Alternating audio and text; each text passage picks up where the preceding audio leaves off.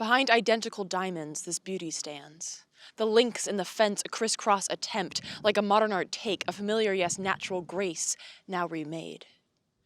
The cuts in the grass down below, a throwaway wound in this planned out display that make up a tense play between art and admirer, private property and sidewalk.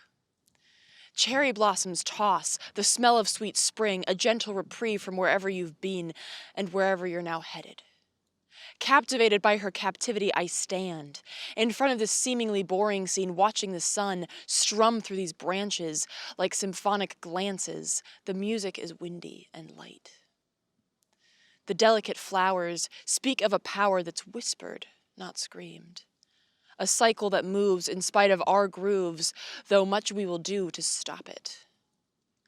But these flowers care not if we stop for a while, stretch out a smile. They are not just here for us. This tree may be planted to show off this land that we have decided is nice. But whose vice is vanity if we place demandingly beautiful beings to make us look good?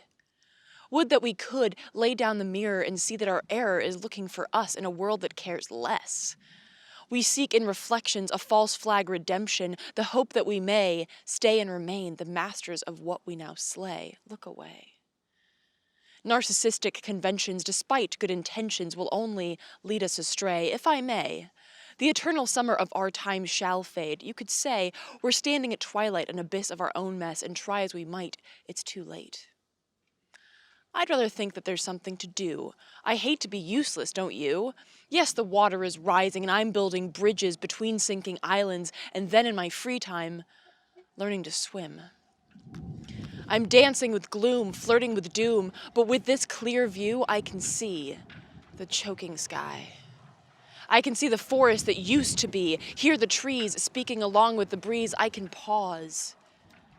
By a blooming reminder to think and act kinder, a small simple scene of beauty that's realized and really then seen. I can see why that fence makes us tense in this iteration in so many nations that think we'll keep something in or out. I'm making connections between us and them. I'm drawing the ties that bind us to life. I'm telling you why the why bother line is bullshit. I'm telling you why this is so worth the fight. That caged beauty that gave me this cue, see, that's you and me.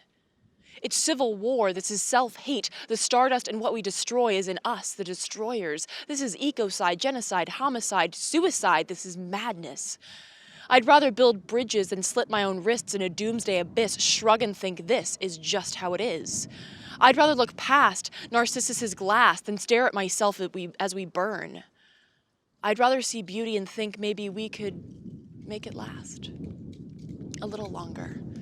Maybe we could step back from this impending fall and enjoy a spring, perhaps a summer, a lingering beauty uncaged, by us no longer scathed. We will someday be but stardust and echoed remains that play out to space the whims and the folly of all that we made. The beauty now caged will stretch out an expanse through sunlight and sway. We will be nothing. We will do nothing for eternity.